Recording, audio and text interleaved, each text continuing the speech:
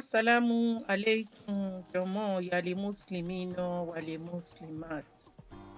Mo kí ẹ̀yin ọmọ ìyá mi lọ́kùnrin lóbìnrin níkẹ̀tì ọlá àti ọlà ní ti ọ̀nà Islam. Mo tún kí yín pé ẹ kú dédé ìwòyí o. Lóòótọ́ la sọ̀rọ̀ pàtàkì Ayatul Kursi níjọ́sí, a dẹ̀ tún sọ wípé a máa kọ́ ìtumọ̀ ẹ̀.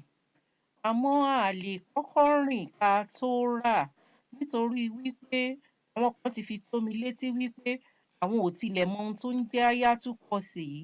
Àwọn ò mọ ohun tó ń jẹ́ kùrìsíyù tá à ń sọ yìí. Ọlọ́run kó ṣàforíjì fún wa o, kó fi wá mọ̀nà o, kó jẹ́ ká ṣe kòńgẹ́ ire, kó jẹ́ ká pàdé ẹni tó máa fi wá mọ̀nà o. Inshallah Rọtìláì. Nítorí náà, a kọ́kọ́ ka kùrìsíyù yìí fún wa dáadáa. Tí a bá ti kà á tán, àwa tún wá ṣe bá a ṣe máa kọ. Tá a bá wá kọ tán, à á ṣẹ̀ṣẹ̀ wá mọ ìtumọ̀ ẹ̀.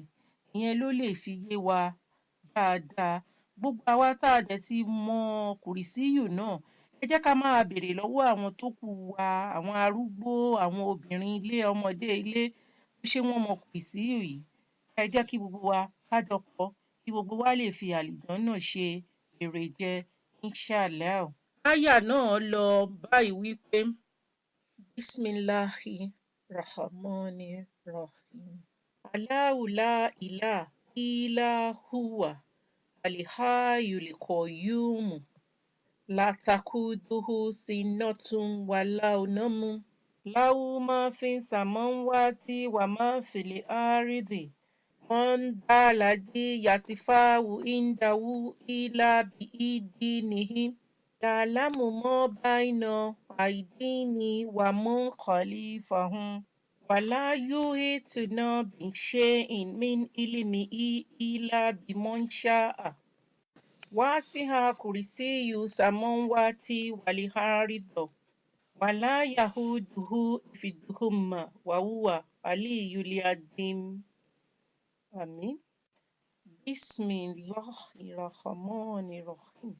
Allahu la ilaha illa huwa al-hayyul qayyum la takuduhu sinatun wala nawm lahu ma fi samawati wa ma fil ardi man dha alladhi yashfa'u indahu illa bi'idhnihi ya'lamu ma bayna aydihim wa man khalfahum wa la yuhituna bi shay'in min ilmihi illa bima sha'a wasi'a kursiyyuhu samawati wal arda wa la yahuduhu hifdhuhuma wa huwa aliyyul azim. Àmín.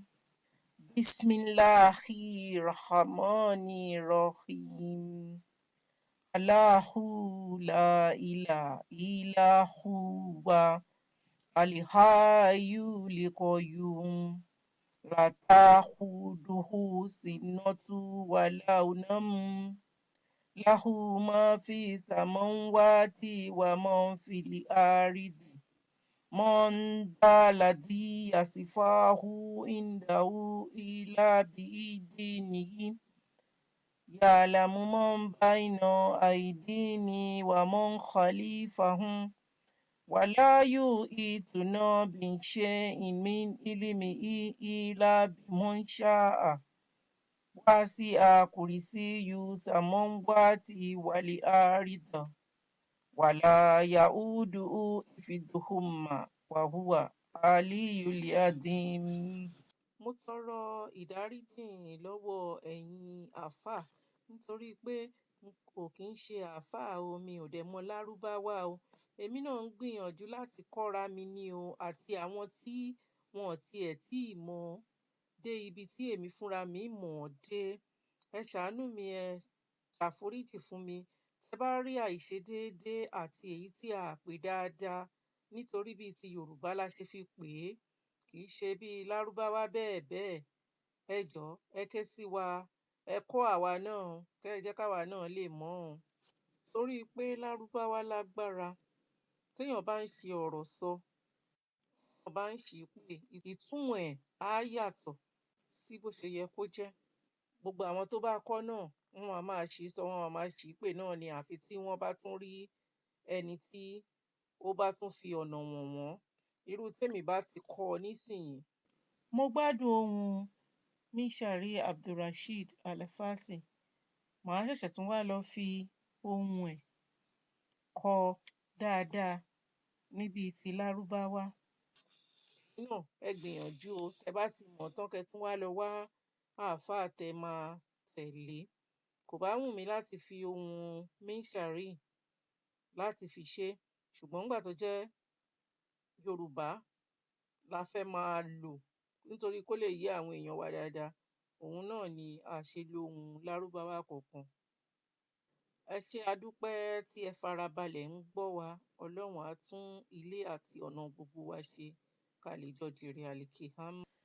Lẹ́yìn tí a ti mọ nǹkan tó ń jẹ́ kùrìsíyù nísìnyí, bá ṣe wá máa kọ́ kùrìsíyù yìí, òun ló tún wá kàn báyìí o.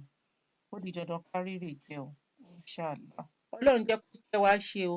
Ọlọ́run kó gbà fún wa o. Kó pín wa lérè jẹ o. Má ṣe wá ládọ́run mọ̀ọ́tọ̀ o. Wabilahu tawfiki. Alhamdulillahi rabbil alamin. Àmín. Ó tún dìgbà kan náà.